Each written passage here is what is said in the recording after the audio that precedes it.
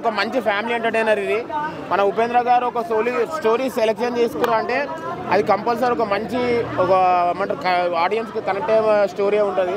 నాకైతే ఇలా భాగ్యశ్రీ గారి పర్ఫార్మెన్స్ మాత్రం మంచి అనిపించింది. మంచి క్యూట్ ఎక్స్ప్రెషన్స్ తోటి.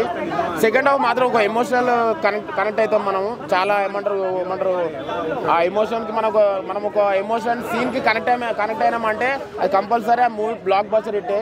రామ్ గారికి ఇది అందరికి ఒక ఫ్యాన్కి ట్రిబ్యూట్ ఇచ్చినట్టు అనిపించింది నాకైతే. ప్రతి ఒక్క హీరో ఫ్యాన్ ఈ సినిమాకి కనెక్ట్ అయిపోతాడు. రామ్ గారు కంబ్యాక్ ఇచ్చారు. ప్లస్ ఇంకోటి ఏంటంటే ప్రతి ఒక్క ఫ్యాన్ ఒక సినిమా ఆడియన్స్ ప్రతి ఒక్కరికి ఈ సినిమా కనెక్ట్ అవుతారు. ఎందుకంటే ఆ రామ్ గారి క్యారెక్టర్ అంత ఇంపార్టెంట్ క్యారెక్టర్ అది. మళ్ళీ ఇంకోటి ఇలాంటి క్యారెక్టర్ ఒప్పుకోవడం కూడా చాలా గ్రేట్. నాకైతే ఆయననే పెద్ద హీరో మళ్ళీ ఇంకో హీరోకి ఫ్యాన్గా చేయడం అనేది చాలా గ్రేట్. చాలా బాగుంది మూవీ అయితే. Compulsory watch in theatres with family. Upendra excellent. ఆయన ఎప్పుడు ఆయన కింగ్ ఎప్పుడైనా. సూపర్ ఏకదమ్. చాలా బాగుంది భయ్య.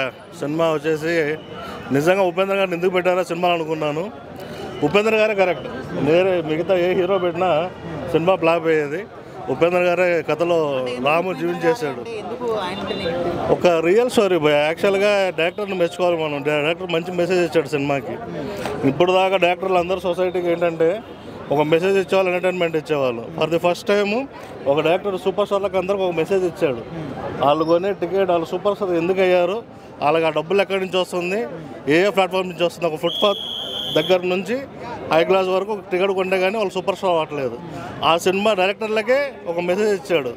సినిమా హీరోలకే ఒక మెసేజ్ ఇచ్చాడు అనమాట డైరెక్టర్. చాలా బాగుంది సినిమా. రాముని చూస్తుంటే అబ్బాయిలకే ముద్దు పెట్టుకోవాలనిపిస్తుంది.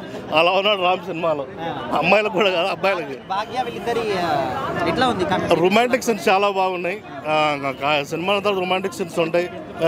కామెడీ బాగుంది, స్టోరీ బాగుంది, సాంగ్స్ చాలా బాగున్నాయి. ఉపేంద్ర అసలు మెయిన్ ఉపేంద్రాన్ని పెట్టుకోవడమే చాలా సినిమాకి ప్లస్ పాయింట్.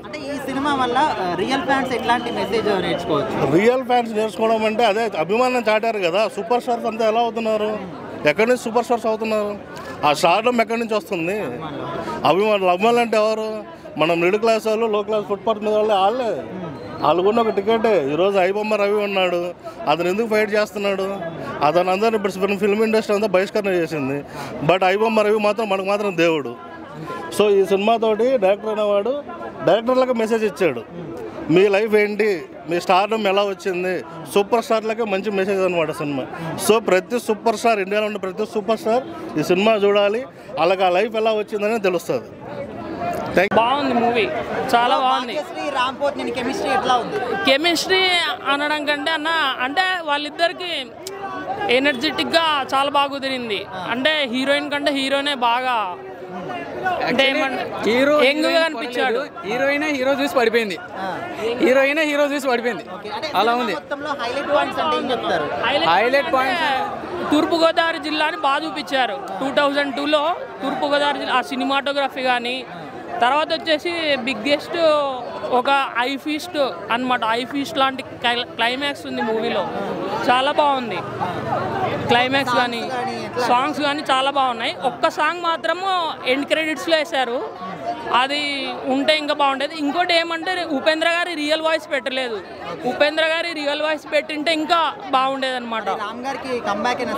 రామ్ బ్యాక్ పక్కా కమ్బ్యాక్ అన్న ఈ సినిమా. వ్యారియర్ తర్వాత, స్కంద తర్వాత అవి కూడా మంచి సినిమాలే. కానీ ఇది యంగ్ డైరెక్టర్ ఒక బయోపిక్, ఒక ఫ్యాన్ బయోపిక్ తీసుకొని రామ్ ఖన్ రాయడం అనేది చాలా బాగుంది. రేటింగ్ 5/5 అన్న. 5/5.